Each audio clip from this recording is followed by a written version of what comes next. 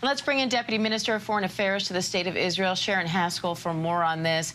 Deputy Minister Haskel, thank you so much for coming on. Thank you for inviting me. So Israeli Prime Minister Netanyahu is expected to meet at the White House today with President Trump. What do you think Netanyahu's hoping to get out of this meeting? And could this be crucial to getting that ceasefire deal between Israel and Hamas into phase 2? So a few things. This is a time of opportunity. And those meetings now being held in Washington between the Prime Minister and Trump are going to shape the future of our region. The last few years have been a complete disaster with war, instability, economical difficulties. And those meetings that are happening today are going to shape the next few years. Yesterday, Prime Minister Netanyahu also met with Witkoff to try and outline the framework of what Israel's expectations are and what our needs are, because we cannot go back to the 6th of October. We have to make sure that our children are protected, that we can secure their safety, because those atrocities that had happened, crimes against humanity, the worst massacre against Jews since the Holocaust, is something that Hamas has said over and over again that they will try and commit and do again and again and again. So we have to set that straight. And I think that Netanyahu describing this meeting positive, and today Witkoff going to Qatar to continue the discussion is going to build maybe a base for the second part of the ceasefire. Our goal is to bring back our family members safely and securely back home. These are babies, brothers, sisters, grandparents who have been abducted from their beds into the dungeons of tortures of Hamas. Just a few days ago, we saw Yarden Bivas being released. We couldn't keep our eyes dry. Everybody were crying, especially thinking of his wife and two babies, two beautiful redhead babies that he hasn't seen in a year and a half and has no idea about their future and where they're being. They're being held by Hamas in cages, abused physically, sexually, starved. And we are anxious and worried, and this is our goal. We need to bring back our family members. So are we hopeful? Yeah, we really hope that the conversation and the discussion can actually lead to a better path, not just for Israel, but actually for the entire region.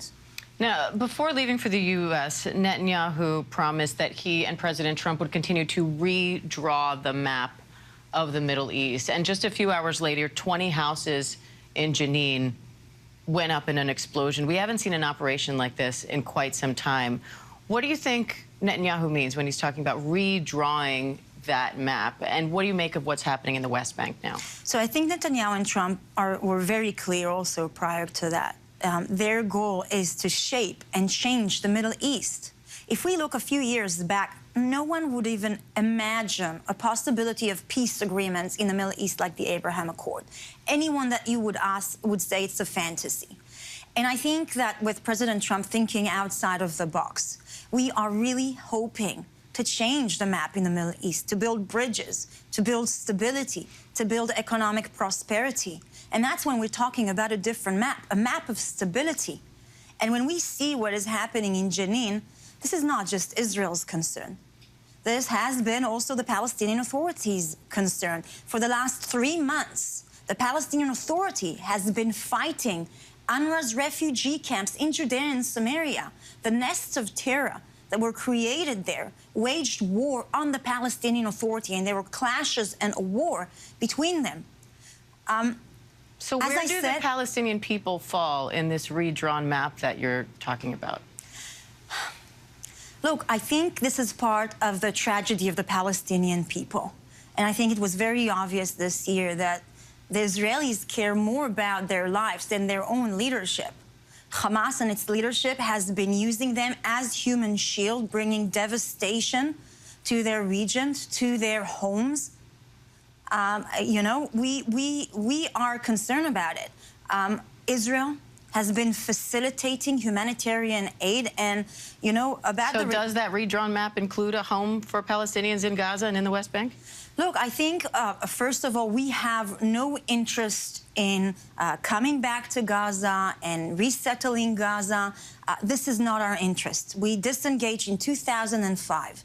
We want to build stability. We want to build prosperity. It cannot happen with Hamas, a terrorist organization that's committed to the complete obliteration of the state of Israel and the annihilation, murdering all Jews, saying literally that they will commit the 7th of October over and over again. So we have to make sure that Hamas is dismantled from its military power and from its civilian power as well. So it cannot control, again, the population, indoctrinate, incite, and recruit it to terrorism and to those massacres and crimes.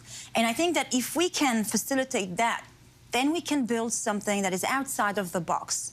Because, look, in 2005, Israel tried a territorial solution. We disengaged, we left Gaza. We gave them the land, a territorial solution. But unfortunately, it wasn't a territorial conflict. And ever since, they have been committed for the destruction of Israel. They democratically elected a terrorist organization that has written in its charter to murder all the Jews. And then we started something different. We thought maybe an economic prosperity, maybe that would bring a difference. So giving working permits and bringing some economic prosperity into Gaza.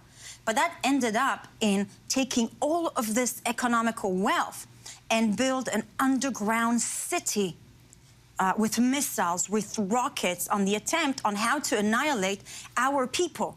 So the economical solution wasn't a good solution either. And so we have to think outside of the box. We'll we see need to what bring the President and the Prime Minister are able to come to today, if any agreement. Prime Minister, thank you. Deputy Foreign Minister Sharren Haskel, we appreciate your time today, Minister. Thank you. Thank you very much, Diane.